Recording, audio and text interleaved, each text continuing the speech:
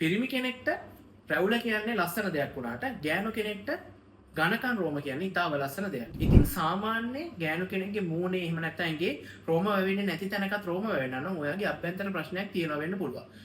අපි කෙනෙක්ව දැක්කට පස්සේ යාට ලේසර් හෙයාර් රිඩක්ෂන් එකක් කරන්න කලින් එයාගේ අභ්‍යන්තර හෝමෝන ප්‍රශ්න බලන්න කියන අන්න ඒක නිසා.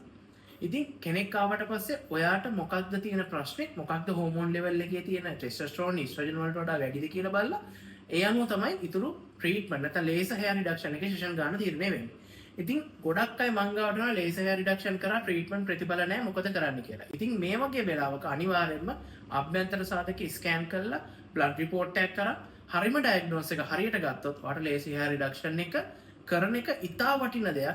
වැක්සින් නැත්තම් ත්‍රෙඩින් වලින් අපි හෙයාර් රිමූවල් කරාට පස්සේ අපිට එන සයිඩ් ඉෆෙක්ට් ප්‍රොෆයිල් එකට වඩා ගොඩක් අඩුවෙන් මේ ලේසර් හෙයාර් රිඩක්ෂන් එකේදී අපිට සයිඩ් ඉෆෙක්ට් ගොඩක් අඩුයි. ඒ වගේම ලේසර් හෙයාර් රිඩක්ෂන් එකේදී ඔයාට එන අවුට්කම් එක ඉතා හොඳයි. ඉතින් ඒක නිසා ඔයාගේ හරියටම ලේසර් හෙයාර් රිඩක්ෂන් එක කරන කලින් එයා ආවේ ඇයි කියන එක ප්‍රශ්නේ හරියට විසඳ ගන්න පුළුවන් නම් ඔයාටත් පුළුවන් පර්මනන්ට්ලි මේක නැති කරගන්න.